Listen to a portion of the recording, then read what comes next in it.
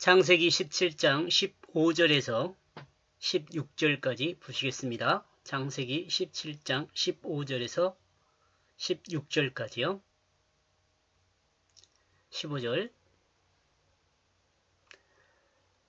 그리고 그 하나님은 아브라함을 향하여 말하고 있다. 너의 아내를 사레라 부르지 말아야 할 것이다. 그녀의 사레 이름을, 왜냐하면 그녀의 이름이 사라이기 때문이다.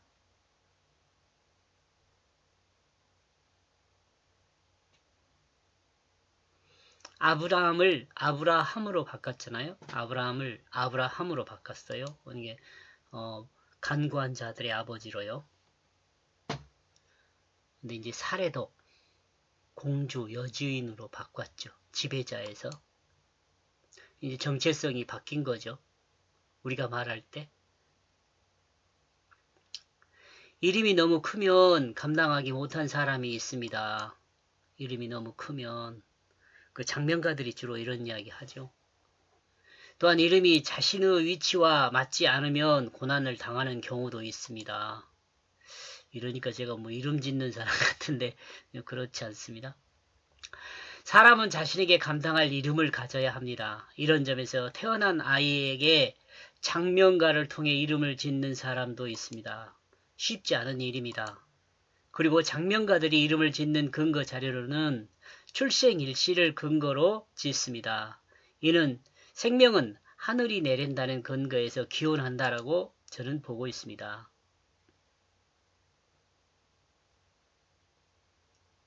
인생의 끝을 바라보면서 하지만은 출발 때문에 이 정체성이 정해진다는 거죠.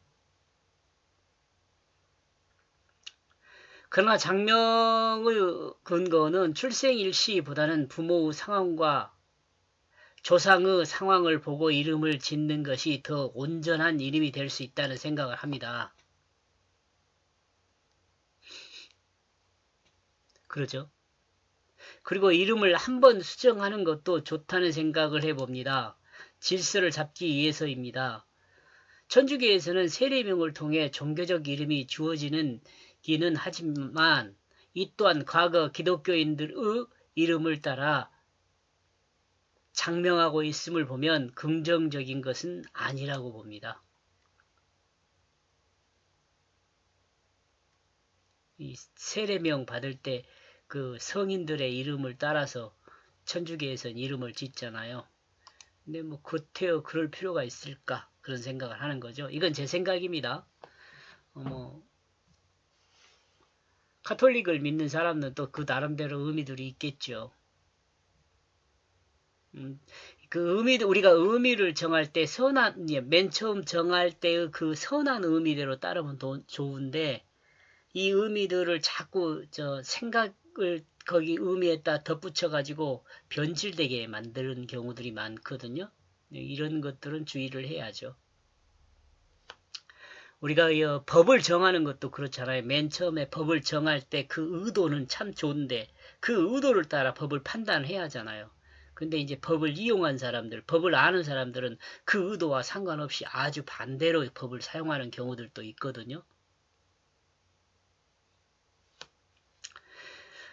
성경에는 이름을 새롭게 하는 경우들이 많이 있습니다. 아브라함이 아브라함으로, 사레가 사라로, 시몬이 베드로로 등등입니다. 이 시몬은 원래 이름이고 베드로는 별명이죠.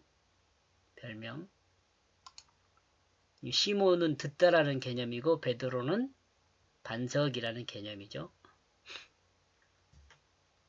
이게 이 두 이름은 어울리죠. 이 반석이라는 개념이 원래 말씀이라는 개념을 같이 포함하고 있거든요. 그러니까 말씀을 듣다라는 거니까 별명을 지어도 잘 지었죠. 그렇잖아요. 말씀을 듣다. 말씀을 듣는 사람이 이 세상 세속 언어를 듣는 거 말고요. 하나님 말씀을 듣는 사람이 하나님의 제자가 될 수, 예수님의 제자가 됐던 거예요. 얼마나 좋아요. 사례는 갈대아 우르에서 지배자였을 수 있습니다. 그런데 우르를 떠나면서 그 지배자의 모습은 없어졌습니다. 그리고 하란을 떠나면서 애굽을 거치는 과정에서도 지배자라는 의미보다는 생산하지 못하는 여인의 모습으로 낮아졌습니다. 그죠? 여러분이 사례라고 일단 해봅시다. 사례를 한번 생각해 보면 그런 과정이 있잖아요. 하갈한테 무시당하고 그런 것들이 아마 최극점에 도달하지 않았을까 그런 생각을 하면 종에게 무시당하는 상황. 이런 점에서 사례의 이름 지배자라는 의미에서 귀부인, 여주인으로 정함은 한 집의 아내를 강조하는 의미로 새롭게 한 것이라고 생각해 볼 수 있습니다. 이는 이스마엘을 출산함으로 하갈이 여주인 노릇을 하려 했으나 사례는 이를 용납하지 않았습니다. 그러므로 이제 하나님은 아브라함을 통해 세운 가문 후 여주인으로 사라를 세운 것입니다. 귀부인으로 사라를 세운 것입니다. 그리고 이 과정을 이름으로 새롭게 함으로 드러내고 있습니다. 성경은요.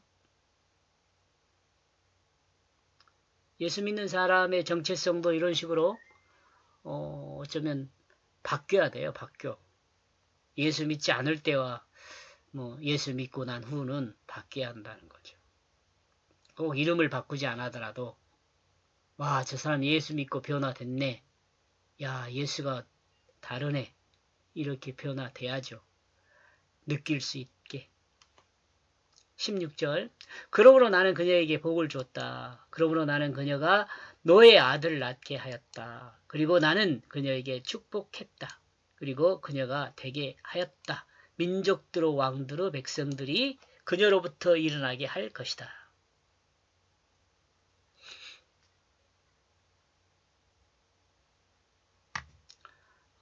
민족들의 왕들, 열국의 아비라는 개념이나 같은 건데 제가 이 열국의 아비라는 개념을 부르짖는 자들의 아비 이렇게 정리를 해본 적 앞에서 했죠. 인생의 복은 무엇일까요? 인생의 복은 무엇일까요? 이는 사례가 사라로 변하면서 얻어지는 것들이란 생각입니다. 하나님은 사라를 출산하지 못하는 부끄러움에서 출산하는 기쁨을 잊게 했습니다. 다스리는 고통에서 아들을 낳고 한 가정을 이루는 복을 받은 것입니다. 여인의 기쁨 중 가장 큰 것은 자녀를 출산한 것입니다. 요즘은 안 그렇다네요. 요즘은 결혼하면서도 자녀 출산 안 하고 그냥 둘이 사는 걸로만 생각하는 사람들도 많다네요. 요즘 젊은이들이. 지금 이 말 틀리잖아요. 그러면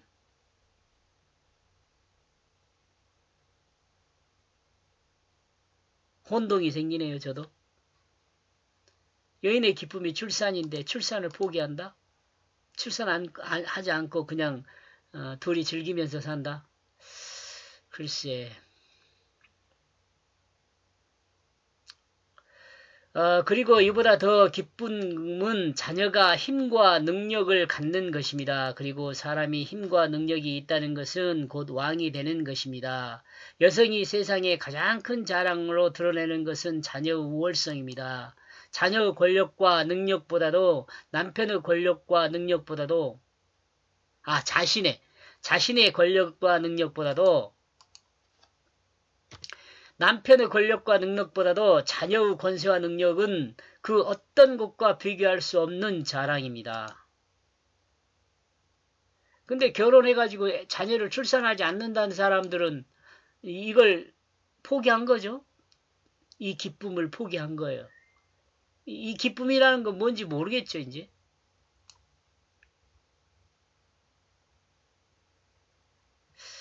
그런데 하나님은 사라를 이와 같이 해주겠다는 복을 주신 것입니다.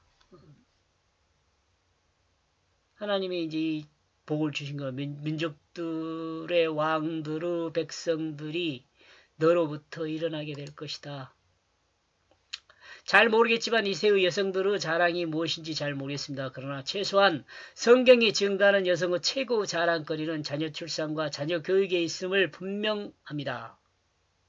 왜냐하면 하나님은 사라를 축복한 것의 내용이 자녀 출산과 자녀 교육에 의한 온전함을 말씀하고 있기 때문에 그렇습니다. 최소한 이 앞에서 언급하는 내용 잘 모르겠어요. 전 사실 요즘 젊은 여성들이 자녀를 출산하는 걸 포기하고 안 낳고 살겠다, 뭐 교육비가 많이 든다, 다 변명이죠. 교육비가 많이 들고 뭐 그런 이야기 한다는 것은 속 조금 파고 들어가 보면 지 혼자 잘 먹고 잘 살겠다 그 말 아니에요. 사회, 문화에 대한 책임은 전혀 없는 거죠. 자기 혼자 잘 먹고 잘 살겠다는 생각이죠. 그러니까 잘못된 거죠.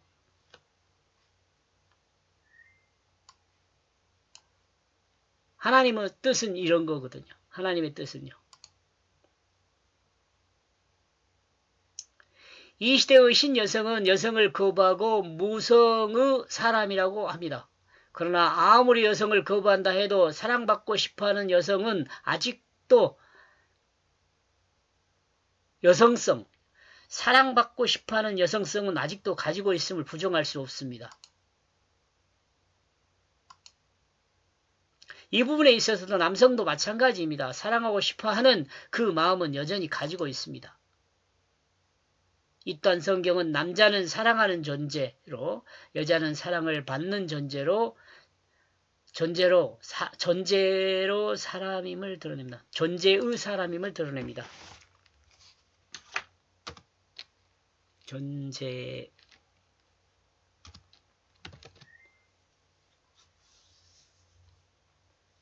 하나님은 사라를 축복하여 아들을 낳고 잘 양육하도록 했습니다.